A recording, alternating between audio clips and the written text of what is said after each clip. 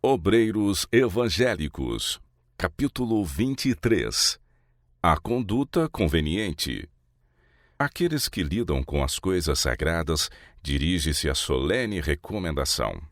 Purificai-vos os que levais os vasos do Senhor. Isaías 52, 11.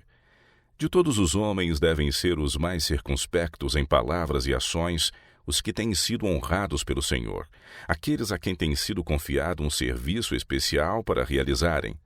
Devem ser homens de devoção, que mediante obras de justiça e palavras puras, verdadeiras, possam erguer o semelhante a um nível mais elevado. Homens que não sejam abalados por qualquer passageira tentação. Homens firmes e fervorosos em seus desígnios, cujo mais alto objetivo é ganhar almas para Cristo. As tentações especiais de Satanás são dirigidas contra o ministério.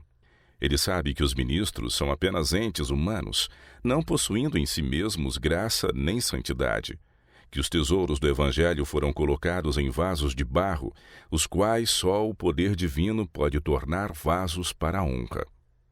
Sabe que Deus tem ordenado que os ministros sejam um meio poderoso para a salvação de almas, e que eles só poderão ser bem-sucedidos em sua obra à medida que permitem que o Pai Eterno lhes domine a vida. Procura, portanto, com toda a sua habilidade, induzi-los a pecar, sabendo que seu cargo torna o pecado neles mais excessivamente maligno, pois, pecando, tornam-se eles próprios ministros do mal. Aqueles que Deus chamou ao ministério devem dar provas de ser aptos para ministrar no púlpito sagrado. O Senhor ordenou: sede vós santos em toda a vossa maneira de viver. 1 Pedro 1, 15. Seu exemplo dos fiéis, escreve Paulo: tem cuidado de ti mesmo e da doutrina.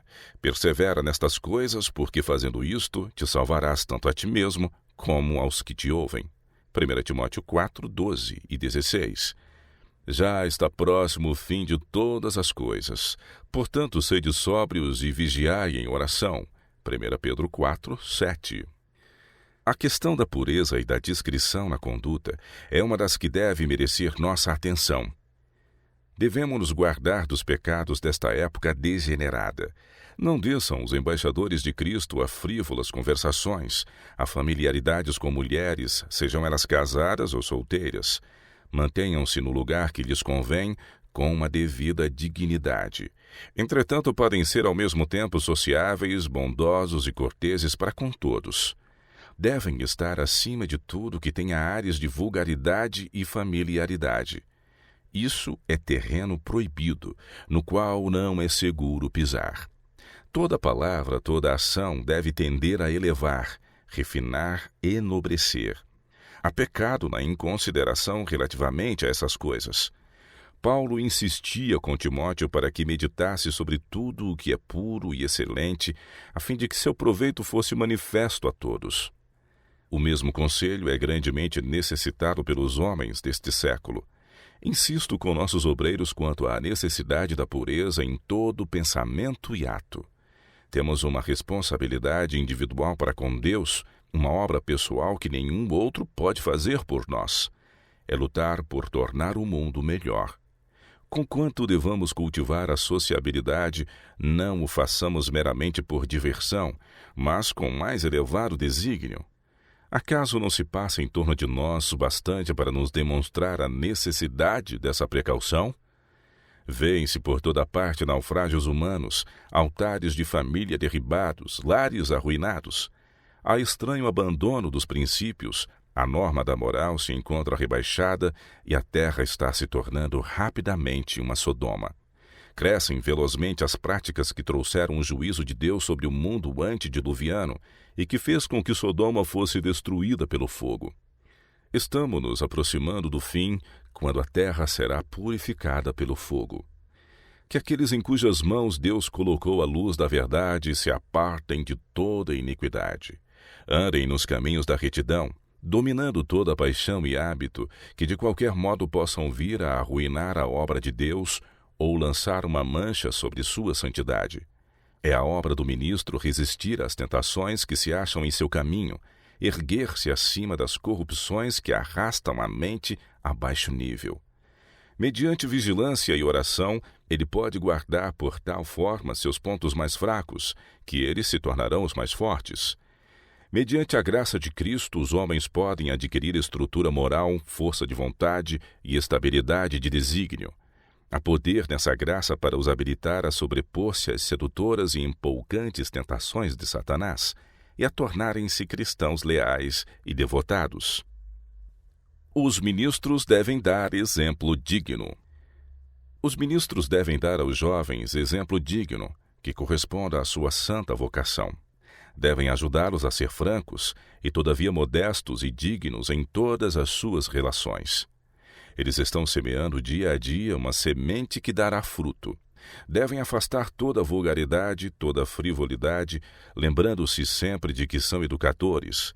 Quer queiram ou não, suas palavras e atos são para aqueles com quem estiverem em contato um cheiro de vida ou de morte.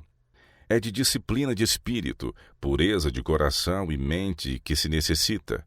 A pureza moral depende de pensar e agir corretamente. Os maus pensamentos destroem a alma, ao passo que o devido império dos pensamentos prepara a mente para trabalhar de modo harmônico para o Mestre. Todo pensamento deve ser posto em sujeição à obediência de Cristo. Os ensinadores da verdade devem ser homens sábios, muito cuidadosos de suas palavras e ações. Precisam ser homens que distribuam a seu tempo o alimento ao rebanho de Deus, homens que não deem a mínima sanção a baixas normas de vida, homens dotados daquela fé que opera por amor e purifica a alma de todo pensamento e desejo carnal. Obreiros dessa qualidade não rastejam em mundanas vaidades, não jazem cativos de criaturas humanas ou das tentações de Satanás. Eles se devem portar como homens e ser fortes.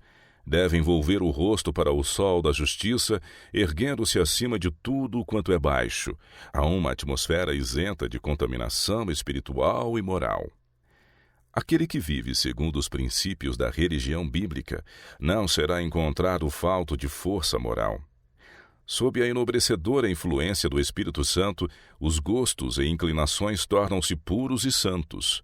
Nada há que exerça tão grande domínio sobre as afeições, que alcance tão cabalmente aos mais profundos motivos de ação, que exerça tão poderosa influência sobre a vida e imprima tão grande firmeza e estabilidade ao caráter como a religião de Cristo.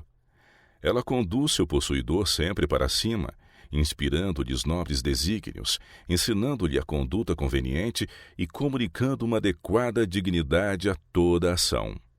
Por que meios há de um mancebo reprimir suas más inclinações e desenvolver o que é nobre e bom em seu caráter? Escute ele as palavras: portanto, quer comais, quer bebais, ou façais outra qualquer coisa, fazei tudo para a glória de Deus. 1 Coríntios 10, 31.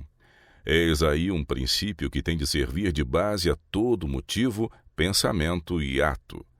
As paixões contrárias à piedade devem ser crucificadas. Elas exigirão condescendência, mas Deus implantou no coração elevados e santos objetivos e desejos, e estes não precisam ser aviltados. É unicamente quando nos recusamos a submeter ao controle da razão e da consciência que somos arrastados para baixo. Paulo declarou: posso todas as coisas naquele que me fortalece. Filipenses 4, 13. Se vos achegais a Jesus e buscais adornar vossa profissão com uma vida bem ordenada e uma conduta piedosa, vossos pés serão preservados de se desgarrar por veredas proibidas. Se tão somente velardes continuamente em oração, se fizerdes tudo como se vos achasseis na imediata presença de Deus, sereis guardados de cair em tentação e podereis esperar conservar-vos puros, irrepreensíveis e incontaminados até ao fim. Se mantiverdes o princípio de vossa confiança firme até o fim, vossos caminhos serão estabelecidos em Deus, e o que a graça começou, a glória há de coroar no reino de nosso Deus. Os frutos do Espírito são amor, gozo, paz, longanimidade, benignidade, bondade, fé, mansidão, temperança. Contra estas coisas não há lei. Se Cristo habita em nós, haveremos de crucificar a carne com suas paixões e concupiscências.